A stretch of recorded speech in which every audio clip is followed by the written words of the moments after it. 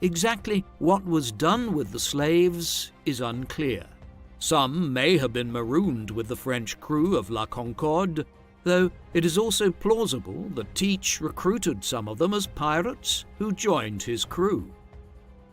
With his new flagship and his other two vessels, Blackbeard continued to raid in the Caribbean and along the shores of the English colonies through the winter of 1717 and into the spring of 1718.